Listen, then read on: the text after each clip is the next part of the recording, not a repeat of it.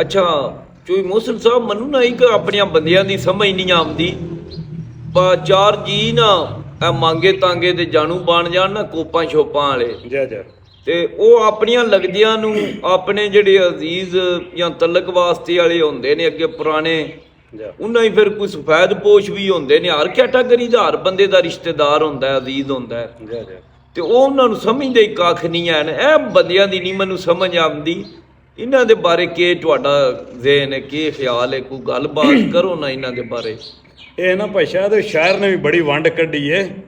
ਉਹ ਆਂਦਾ ਜਦੋਂ ਪੇੜ ਲੱਗੇ ਨਾ, ਪੇੜ ਲੱਗੇ ਤੇ ਸਗਮੇ ਆਪ ਖਲੋਂਦੇ ਨੇ, ਇਹ ਕਦੋਂ ਨਾਲ ਵੰਗਾਰੇ ਹੁੰਦੇ ਨੇ ਤੇ ਚਿੱਟੇ ਕੱਪੜਿਆਂ ਨਾਲ ਗੱਲ ਨਹੀਂ ਬਣਦੀ, ਗੱਲਾਂ ਨਾਲ ਨਤਾਰੇ ਹੁੰਦੇ ਨੇ ਤੇ ਜਣੇ ਰਾਠ ਪਹਿਚਾਣ ਕਰਾ ਵੈਂਦੇ ਨੇ, ਭਾਵੇਂ ਗੁਰਬਤ ਦੇ ਮਾਰੇ ਹੁੰਦੇ ਨੇ, ਜਿਹੜੇ ਤੋੜ ਨਿਭਾਵਣ ਘੱਟ ਮਿਲਦੇ ਨੇ ਉਂਝ ਵਾਸਬ ਸੱਜਣ ਤੇ ਸਾਰੇ ਹੁੰਦੇ ਨੇ।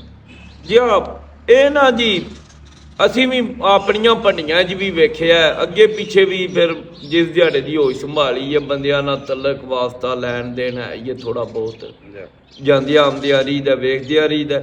ਪਰ ਜਦ ਵੀ ਗੱਲ ਸੁਣੀ ਹੈ ਨਾ ਵੱਡਿਆਂ ਬੰਦਿਆਂ ਤੋਂ ਲੈ ਕੇ ਆਮ ਬੰਦਿਆਂ ਤਾਈਂ, ਜਦ ਵੀ ਕੋਈ ਭਿੜਿਆ ਨਾ ਜਾਂ ਜਦ ਵੀ ਕਿਸੇ ਨੂੰ ਲੋੜ ਉਹਦੇ ਸਗਮੇ ਹੀ ਉਹਦੇ ਨਾਲ ਹੋਏ ਨੇ।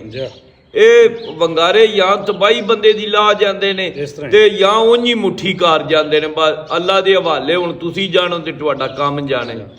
ਇਸ ਗੱਲੇ ਨਾ ਮੇਰੀ ਆਪਣੀਆਂ ਸਾਰਿਆਂ ਦੋਸਤਾਂ ਭਾਈਆਂ ਅੱਗੇ ਰਿਕੁਐਸਟ ਕੇ ਆਇਜ਼ਾਨਾ ਦਰਖਾਸਤ ਹੈ, ਇਹ ਆਪਣਿਆਂ ਦੀਆਂ ਜੜ੍ਹਾਂ ਨਾ ਵੱਢਣ। ਕੋਈ ਜੀ ਵਿੱਚ ਆਪਣੇ ਚ ਹੁੰਦੇ ਨੇ ਜਿਹੜੇ ਪਰੇ ਵੀ ਮੁਕਾ ਸਕਦੇ ਨੇ, ਗੱਲ ਵੀ ਸੋਹਣੀ ਮੁਕਾ ਸਕਦੇ ਨੇ, ਪਰ ਉਹ ਸੁੱਕਾ ਚੌਧਰੀ ਲਿਆ ਕੇ ਮੁਕਵਾ ਲੈਣੀ ਹੈ, ਆਪਣੇ ਨੂੰ ਨਹੀਂ ਮੰਨਣਾ ਜੀ। ਬਿਲਕੁਲ।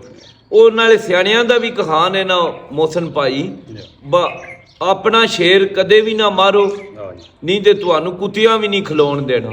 ਆਪਣੇ ਤੇ ਆਪਣੇ ਹੁੰਦੇ ਨੇ। ਫਿਰ ਜਿਹੜਾ ਆਪਣੇ ਪਿੰਡ ਦਾ ਆਪਣੀ ਬਰਾਦਰੀ ਦਾ ਬੰਦਾ ਹੋਵੇ ਉਹਦੀ ਇੱਜ਼ਤ ਤੇ ਉਹਦੀ ਕਦਰ ਕਰੋ। ਸਾਡੇ ਅਲਮੀਆਂ ਬਾਹਰ ਬੱਲੇ ਬੱਲੇ ਘਰ ਨਾ ਦਾਲ ਨਾ, ਉਹ ਕਹਾਵਤ ਵੀ ਹੈ ਨਾ, ਬਾਹਰ ਫੱਤੂ ਪੱਤੂ ਘਰ ਨਾ ਦਾਲ ਨਾ ਸੱਤੂ।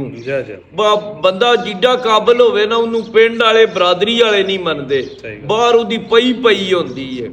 ਇਹ ਸਾਡੇ ਮਾਸ਼ਰੇ ਦਾ ਨਹੀਂ ਕਲਮੀਆਂ ਬਣ ਚੁੱਕੇ ਆ ਤੇ ਲਿਹਾਜ਼ਾ ਆਪਣੇ ਬੰਦੇ ਦੀ ਕਦਰ ਕੀਤਾ ਕਰੋ। ਜਿੱਥੇ ਆਪਣਾ ਕੰਮ ਆਉਂਦਾ ਉੱਥੇ ਪਰਲਾ ਕਦੇ ਵੀ ਨਹੀਂ ਕੰਮ ਆਉਂਦਾ। ਬਿਲਕੁਲ ਸਹੀ।